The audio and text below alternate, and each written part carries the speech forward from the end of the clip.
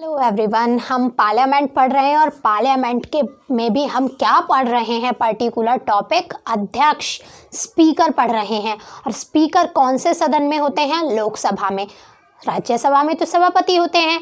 और वर्तमान समय में हम स्पीकर अर्थात अध्यक्ष के बारे में पढ़ रहे हैं। और अध्यक्ष होते किस सदन में हैं? लोकसभा में। तो आज हम अपनी उसी सीरीज को अध्यक्ष के बारे में जानकारी को और आगे बढ़ाते हैं। एक बात याद रखिएगा कि फ्रेंड्स, आप अगर जब ये पार्लियामेंट की सीरीज कंप्लीट कर लेंगे तब आपके मन में ना कोई सवाल नहीं रहेगा, कुछ ऐसा नहीं रहेगा कि हाँ ये चीज़ नहीं पढ़ाई। अगर कहीं से मेंस में भी क्वेश्चन लिखने के लिए आता है तब भी आप लिख सकते हैं। प्रीलिम्स में भी अगर कुछ फैक्चुअल क्वेश्चन पूछे जाते हैं तो भी आप कर सकते हैं, परंतु अगर आप ध्यान से और ईमानदारी से पढ़ेंगे तभी। चलिए फिर देखते हैं अब क्या बातें हैं और अध्यक्ष के बारे में।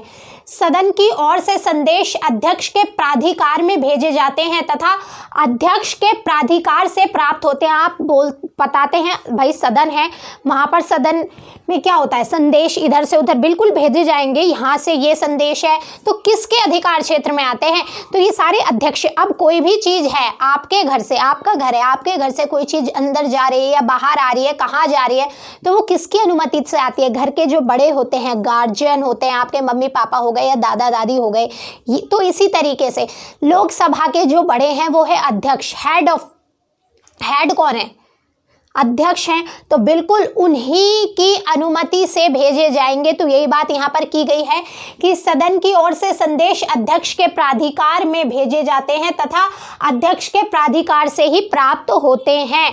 चाहे भेजे जाए या सदन में आए, दोनों ही अध्यक्ष के प्राधिकार से ही प्राप्त होते हैं। क्लियर रखिएगा, क्योंकि जब संदेश भेजे जाते हैं तो बिल्कुल आते भी होंगे संदेश। क्लियर।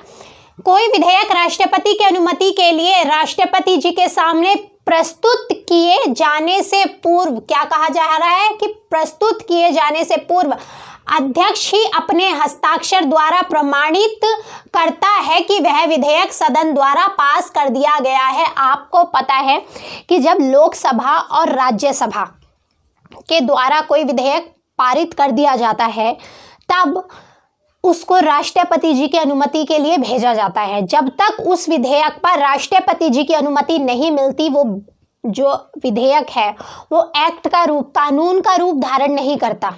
परंतु क्या कहा गया है, अब राष्ट्रपति जी को कैसे पता चलेगा कि भाई ये पारित कर दिया गया है सदनों के द्वारा? तो यही कहा गया है कि कोई विधेयक राष्ट्रपति की अनुमति के लिए राष्ट्रपति जी के सामने प्रस्तुत किए जाने से पूर्व अध्यक्ष ही अपने हस्ताक्षर द्वारा प्रमाणित करता है कि वह विधेयक सदन द्वारा पास कर दिया गया है। अभी हम अध्यक्ष पढ़ रहे हैं, टेंशन ना लीजिए, सभापति में पढ़ेंगे उसके क्या अधिकार है अपने सदन को लेकर। क्लियर।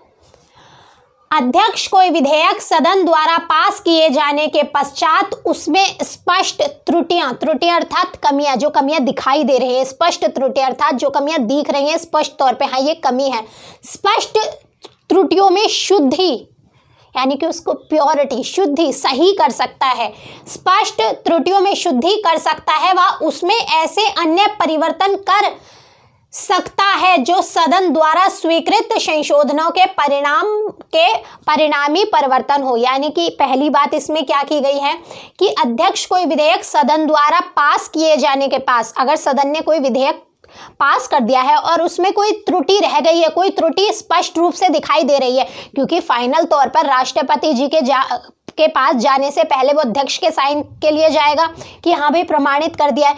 तब अध्यक्ष ऐसे थोड़ी ना साइन कर देंगे, वो देखेंगे कि कोई भाषा से संबंधित कोई ऐसा शब्द तो नहीं प्रयोग किया गया जो संसद के खिलाफ हो, चीज़ें सब कुछ देखेंगे वो। तो अगर उसमें कोई ऐसी त्रुटि दिखाई देती है अध्यक्ष को तो उसको शुद्ध कौन करता है? अध्यक्ष कर सकते हैं। साथ ही साथ और क्या बात की गई है, ऐसे अन्य परिवर्तन कर सकता है जो सदन द्वारा स्वीकृत संशोधन के परिणामी परिवर्तन हो। यानी कोई संशोधन, कोई बदलाव किया हो, उसके बाद अगर कोई परिवर्तन करना हो कि ठीक है अब ये संशोधन कर दिया, ये चीज़ें ऐसे नहीं ऐसे होंगी, तो वो परिवर्तन कौन कर सकता है? अनुमति बिल्कुल सदन की होंगी, परंतु परिवर्तन कौन करेगा? अध्यक्ष की। ठीक है, हाँ ये संशोधन कर दे कि अध्यक्ष ने सारे संसद भाई सदन है, सबकी सहमति से संशोधन होगा, संशोधन हो गया। अब वो संशोधन हुआ है तो संशोधन में या तो कुछ जोड़ा जाता है या घटाया जाता है, तो बिल्कुल इसीलिए होता है। तो जो भी करना है संशोधन के बाद, संशोधन के परिणाम स्वरूप जो भी परिवर्तन उस विधेयक में करना है वो भी अध्यक्ष के अनुमति से और अध्यक्ष ही करता है। क्लियर। सदन को भेजे जाने वाले दस्तावेज, याचिकाएं और संदेश अध्यक्ष प्राप्त करता है। क्लियर। जो भी अध्यक्ष सदन में, लोकसभा में, आप लोकसभा कहें सदन कहें, क्योंकि वैसे ऑलवेज सदन भी बोला जाता है, लोकसभा भी बोल सकते हैं आप पर्टिकुलर, परंतु हम यहाँ सदन कहकर बात कर रहे हैं। सदन में कोई भी दस्तावेज आता है, कोई भी याचिका आती है, कोई भी संदेश आता है तो उसको अध्यक्ष ही प्राप्त करता है। कहते नहीं घर में कोई कोरियर आया, घर के बड़े खोलेंगे, कहीं घर में कोई चीज़ आया, भाई कोरियर से कोई पोस्ट से कोई चीज़ आई, चलिए मम्मी पापा के पास लेके चलते हैं, देखिए इसमें क्या है।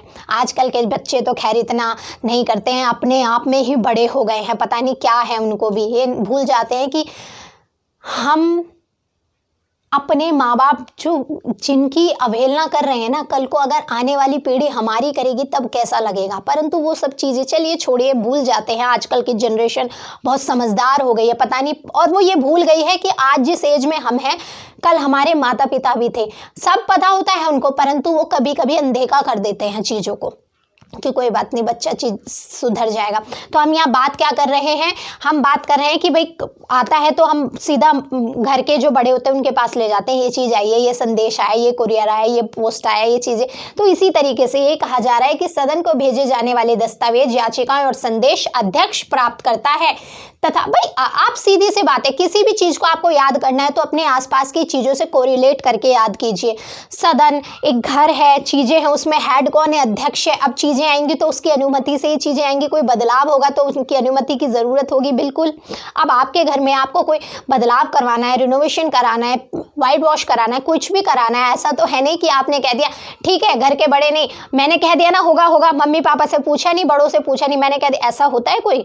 ऐसे लोकसभा में अब सीधा कोई एक सांसद आके कह दे मैंने कह दिया ऐसे होना है, अध्यक्ष को पता भी नहीं है, तो कैसे होगी वो चीज़ें, नहीं होंगी।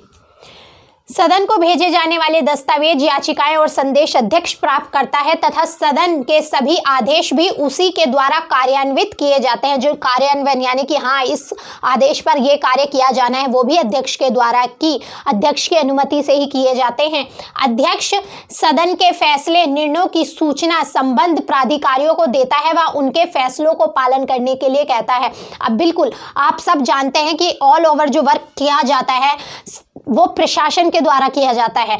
संसद में भी अधिकारी होते हैं, प्रशासनिक अधिकारी, उनको ही वो ही कार्य रूप देते हैं चीज़ों को। ऐसा नहीं कि सांसद सीधा कार्य रूप दे देंगे, नहीं, प्राधिकारी। क्योंकि आप सब जानते हैं कि हमारे देश में अब नेता अनपढ़ भी बन सकते हैं, इसीलिए तो अगर आप प्रशासन में जाना चाहते हैं तो आपको इतना पढ़ना पड़ता है। क्योंकि नेता, आपको मैं कॉन्स्टिट्यूशन भी पढ़ा रही हूँ, उसमें कहीं भी ऐसा लिखा हुआ है कि भाई नेता ग्रेजुएट होना चाहिए, MBA होना चाहिए, मास्टर डिग्री होनी चाहिए, नहीं दिया गया ना। क्या वहाँ पे भारत का नागरिक हो, इतनी आयु, ये सब चीज़ें हैं, परंतु शैक्षिक योग्यता की बात नहीं की गई है।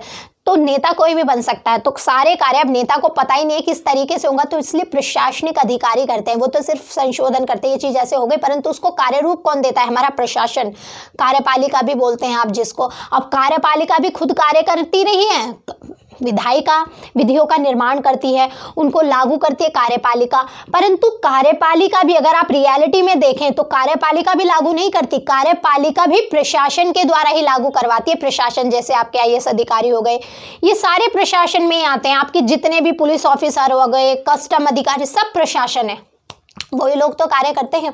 तो ये क्या है कि फैसलों निर्णयों की सूचना संबंध प्राधिकारियों को देता है, अध्यक्ष देता है कि भाई कोई ना कोई अधिकारी तो उस काम को करता होगा, उससे संबंधित होगा कि ये जो कार्य है इस अधिकारी के अधिकार में, इसको तो वो सौंपता कौन है, वो अध्यक्ष सौंपता है कि ये लीजिए, ये आपके अधिकार क्षेत्र का है, आप इस पर कार्य कीजिए।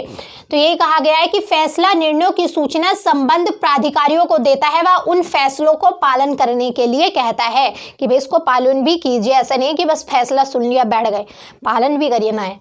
लोकसभा में गठित संसदीय समितियां, वह चाहे उसने अर्थात उसने किसने, अध्यक्ष ने या सदन के द्वारा गठित की गई हो वह अध्यक्ष के निर्देश व नियंत्रण में ही कार्य करती हैं। तो आपसे ये सवाल पूछा जा सकता है। आपको पता है कि लोकसभा और राज्यसभा दोनों में ही समितियां गठित की जाती हैं। कौन सी समितियां होती हैं, नाम क्या क्या हैं, कब उन समितियों का गठन होता है, सारी चीज़ें हम डिटेल में पढ़ेंगे। मैंने कहा ना, पेशेंस रखिए, सब कुछ पढ़ाऊंगी, चिंता मत कीजिए। अभी सिर्फ अध्यक्ष पढ़ रहे हैं तो इसमें जितनी जानकारी अध्यक्ष से रिलेटेड है वो ही देखिए। क्या बात की जा रही है कि लोकसभा में गठित संसदीय समितियां वह चाहे उसने, अर्थात उसने किसने, अध्यक्ष ने या सदन के द्वारा, भाई पूरी लोकसभा मिलके भी तो गठित की कर सकती है, तो उसने या सदन के द्वारा गठित की गई हो वह अध्यक्ष के निर्देश व नियंत्रण में ही कार्य करती हैं। याद रखिएगा, आपसे पूछा भी जा सकता है। सभी समितियों के सभापति अध्यक्ष द्वारा नियुक्त किए जाते हैं। अब कोई समिति बनाई जा रही है तो उसका कोई सभापति, कोई अध्यक्ष भी होगा जो हेड होगा, जिसके निर्देशन में कार्य किया जाएगा। हेड नहीं होगा तो आपको पता है कि जब हेड नहीं होता, घर में भी कहते हैं ना कि भाई बड़े नहीं है ना, तो इसलिए परिवार बिखरा बिखरा है।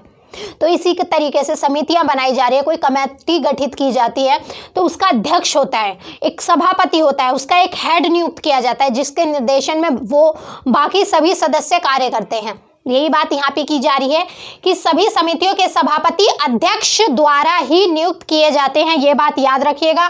तथा अध्यक्ष समितियों के कार्यकरण संबंधी मामलों में निर्देश जारी करता है तथा वह यह भी निर्देश देता है कि वह क्या प्रक्रिया अपनाएं, कि जो भी उनका कार्य करने का तरीका है उनके को गाइडेंस, उनको निर्देश भी देता है अध्यक्ष। साथ ही वो प्रक्रिया कौन सी अपना सकते हैं उसके बारे में भी निर्णय अध्यक्ष देता है। क्लियर रखिएगा कि भैया कोई प्रक्रिया, कि किस तरीके से, किस प्रक्रिया से इस पर काम किया जाए, तो वो बिल्कुल है। अब सीधी कोई बात, कोई काम करना है, सीधे तो आप ऐसे शुरू नहीं कर देंगे। कुछ चीज़ें, कुछ प्रूफ, कुछ दस्तावेज, कुछ चीज़ें तो लेंगे ना। समिति गठित की गई है, आपका कुछ काम होगा, आपको पर्टिकुलर किसी काम के लिए गठित किया गया है, तो उससे संबंधित कुछ दस्तावेज, कुछ प्रूफ, कुछ भी, सब ऐसा बिना प्रूफ के चीज़ें नहीं होती। आपको अगर गठित किया जा रहा है, क्योंकि कोई समिति गठित की जाती है, कोई चीज़ें गठित की जाती है, वो किसी ना किसी काम के लिए गठित की जाती हैं, तो उस काम को पूरा करने के लिए कुछ उनको संसाधन भी चाहिए, कुछ प्रक्रिया होनी चाहिए, तो वो उसके बारे में भी निर्देश दे सकते हैं अध्यक्ष। ये बात यहाँ पर की जा रही है। अब ये बात बहुत इम्पोर्टेंट है, बहुत ही महत्वपूर्ण, याद रखिएगा। कार्य मंत्रणा समिति, कौन सी समिति, कार्य मंत्रणा समिति, सामान्य प्रयोजन समिति व नियम समिति, 3 समितियों की बात की गई है। पहली समिति कार्य मंत्रणा समिति, दूसरी सामान्य प्रयोजन समिति व नियम समिति, 3 समिति।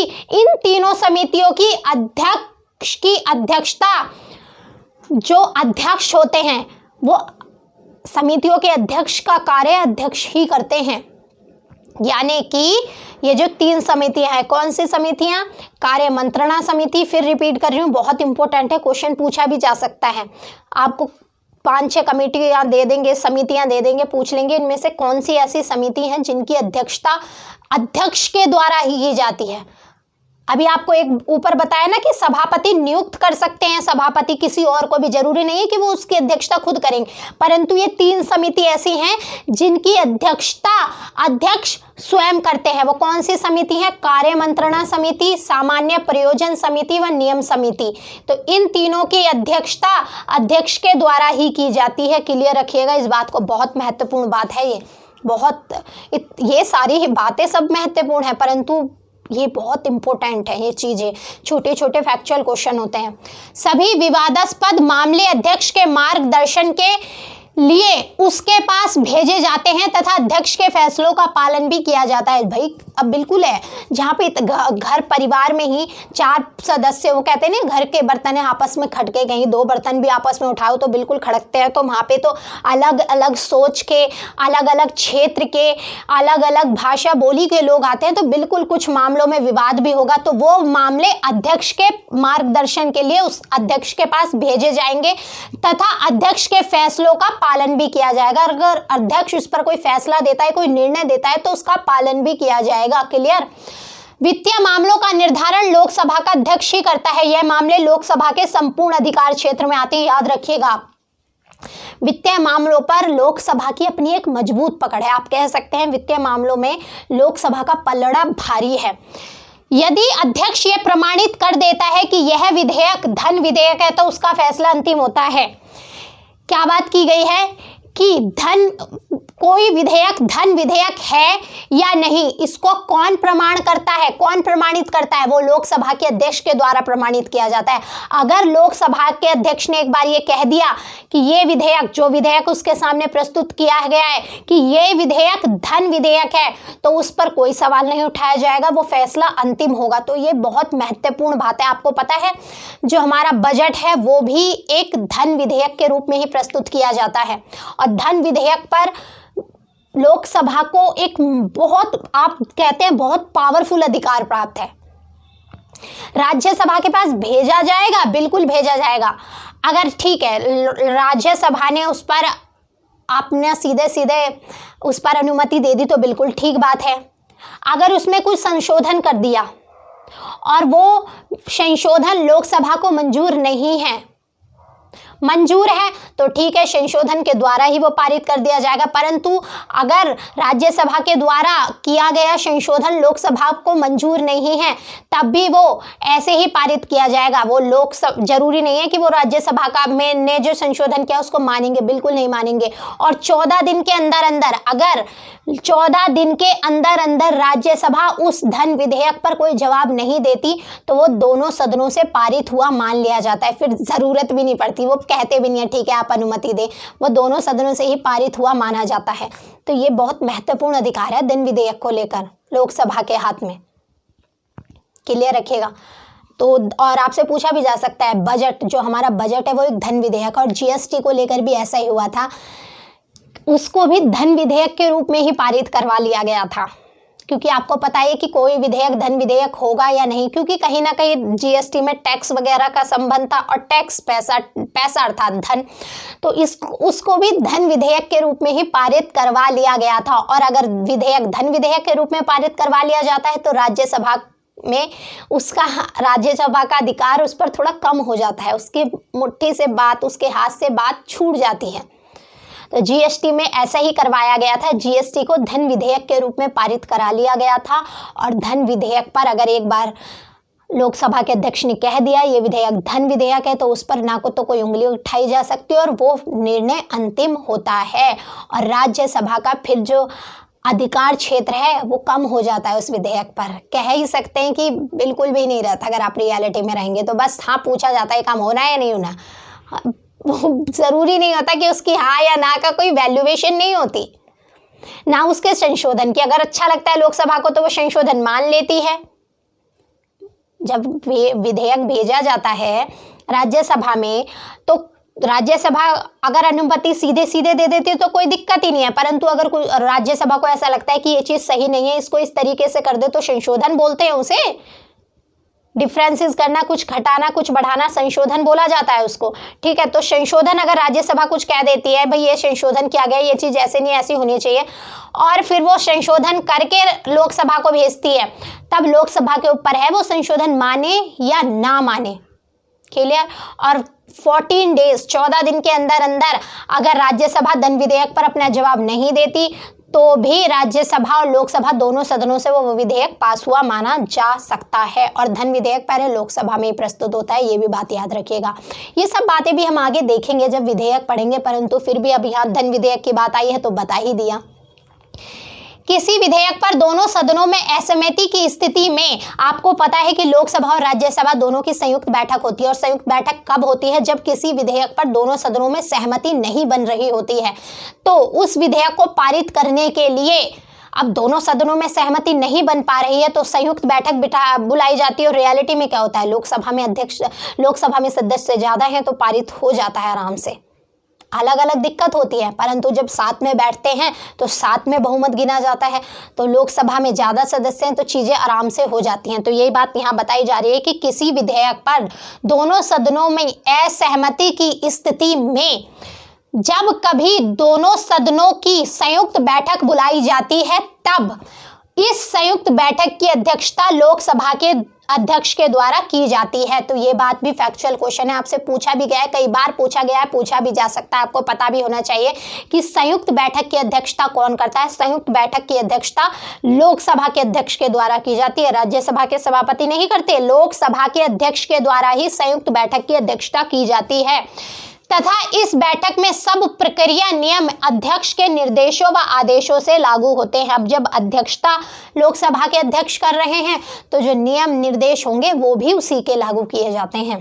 तो आई बात ये समझ में। इसके 2 से 3 लेक्चर और आएंगे, क्योंकि भाई जब पढ़ रहे हैं तो इतना चीज़ें अच्छे से पढ़ ली जाए कि कोई भी क्वेश्चन हमसे छूटे ना।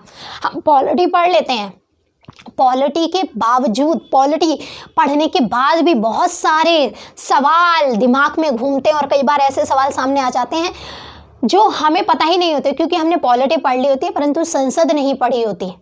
और मैं आपको पॉलिटी पढ़ाऊंगी अलग से, पार्लियामेंट पढ़ा रही हूँ, कॉन्स्टिट्यूशन भी पढ़ा रही हूँ। इतनी अच्छी से चीज़ें पढ़ा दूंगी कि इन तीनों, जब अब थोड़े टाइम बाद 1 या 2 हफ्ते में ही 1 and 2 वीक में ही पॉलिटी शुरू कर दी जाएगी। तो ये तीनों तरीके से आप देख लेंगे। संसद से कोई आता है सवाल, पॉलिटी से आता है बेसिकली तीनों पॉलिटी के अंदर ही, परंतु 3 अलग अलग तरीके से आपको पॉलिटी पढ़ा दी गई है। और जब ये समाप्त हो जाएगी तो आगे जब पॉलिटी शुरू होगी और भी उसमें कुछ नया होगा, हर बार कुछ नया ही चीज़ें देखने को मिलेंगी। तो आपके ज़्यादातर जो सवाल उठते हैं ना, जिस भी पोर्शन से, सारे कवर हो जाएंगे। प्री भी साथ में मेंस भी, प्री कम मेंस आपने एक बार पढ़ लिया, ऐसा नहीं कि अब प्री का पढ़ लिया फिर मेंस के लिए जाएंगे, फिर ये चीज़ें देते नहीं है चीज़ें कि अब ये छोटा छोटा टॉपिक करके, अरे सीधी चीज़ें दो ना बच्चों को, जो देनी है चीज़ें करवाओ ना। उन्हें क्या खेल खेल रहे हो उनके साथ, चीज़ें उनको क्लियरिटी रखो, ये चीज़ें ये हैं, इस तरीके से ये चीज़ें हैं। तो मैं आपको फैक्चुअल भी पढ़ा रही हूँ, कॉन्स्टिट्यूशन भी पढ़ा रही हूँ, आर्टिकल पूरे, और साथ ही साथ पार्लियामेंट भी पढ़ा रही हूँ। अब 1 and 2 वीक में पॉलिटी भी शुरू कर देंगे। क्लियर? चलिए आज के लिए फिर इतना ही रखते हैं। धन्यवाद।